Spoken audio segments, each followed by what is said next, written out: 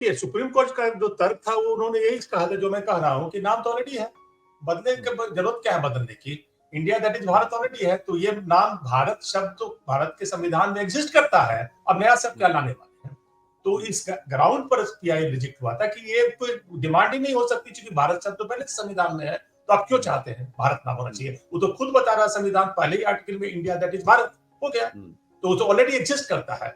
Actually matter कुछ नहीं है। हाँ, एक मैं जब सुनील भाई कुछ कह रहे थे तो मैं एक बात कहना चाहता था कि जैसे लोग बोलता है कि ये उपनिवेशवाद का प्रतीक है, मतलब कॉलोनियल है। बड़ा इंटरेस्टिंग आर्गुमेंट इसमें एक बनता है। देखिए, जब इंडिया को किसने कॉलोनाइज किया? ईस्ट इंडिया कंपनी ने। ईस्ट इंडिया कंपनी पहले बनी ना, उसमें इंडिया का नाम था ना। बिल्कुल, ईस्ट इंडिया कंपनी बनी ना, उसी ने यहाँ पर औपनिवेशिक शासन किया।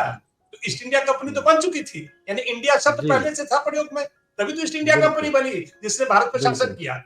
तो ये इंडिया शब्द जो है वो उपनिवेशिक हमारी दास्तां का प्रतीक नहीं है, ये कॉलोनियल नहीं है। कॉलोनियल बनने के पहले ही, जब इसके हम गुलाम बने उसके पहले ही इंडिया शब्द कहीं प्रयोग में था ना, तभी तो ईस्ट इंडिया कंपनी में वो वर्ड इस्तेमाल हुआ था, जिस ईस्ट इंडिया कंपनी ने हमें अपना गुलाम बनाया। एक मैं ये तर्क देना चाहता था। दूसरी बात है कि हमारा जैसे बेसिक स्ट्रक्चर नहीं है, मैं मानता हूँ बेसिक स्ट्रक्चर बिल्कुल नहीं है, आप बदल सकते हैं, लेकिन स्वीकारता क्योंकि एक बड़ी बात है ये, भले एक लाइन का है, एक शब्द को आप आगे पीछे कुछ भी कर दीजिए, लेकिन बात बड़ी है। मैं आपकी बातों से सहमत हूँ कि भावनाएं जुड़ी हुई हैं। अब बहुत सारे लोग इसको नहीं मानेंगे, क्यों नहीं मानेंगे उसका भी एक आधार है।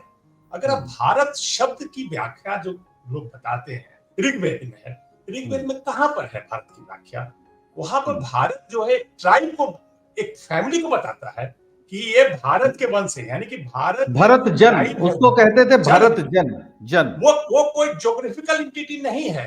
ऋग्वेद में जो भारत का वर्णन है वो ज्योग्राफिकल नहीं है, वो एक क्लैन, एक सोसाइटी के बारे में बात हो रही है, एक परिवार के बारे में बात हो रही है, एक किसी डायनेस्टी के बारे में बात हो रही है। एक जगह उसकी चर्चा है कहीं पर, जो लड़ाई हुई है बैटल ऑफ 10 किंग्स जो हम लोग कॉलेज में पढ़ते थे, उसमें चर्चा है भारत की।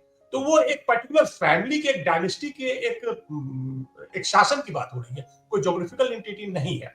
रही बात कि जहां तक ज्योग्राफिकल एंटिटी की बात है, जम्बू द्वीप पहले भी चलता था, आज तक चल रहा है, वो एक ज्योग्राफिकल एंटिटी थी जिसके बारे में, लेकिन वो जम्बू द्वीप में के अंदर फिर भारतवर्ष, भारत खंड, आर्यावर्त आता है, यानी छोटा छोटा है। पूरा जम्बू द्वीप भारतवर्ष नहीं हो सकता, क्योंकि जम्बू द्वीप के बाद भारतवर्ष आता है, फिर भारत खंड आता है, फिर उसके बाद आर्यावर्त आता है। तो जो भी भारतवर्ष जो शब्द है वो ये है कि भारत जो राजा थे, भरत राजा का जो शासन क्षेत्र था, जो उनका जो जहां पर शासन था, उस क्षेत्र को, वर्ष का मतलब एरिया है, यानी कि भरत साम्राज्य जो था, जो भरत, जो भी हमारे पौराणिक ग्रंथों से निकल के आए हैं, जो भरत राजा थे, उनका जो साम्राज्य था वो भरतवर्ष था।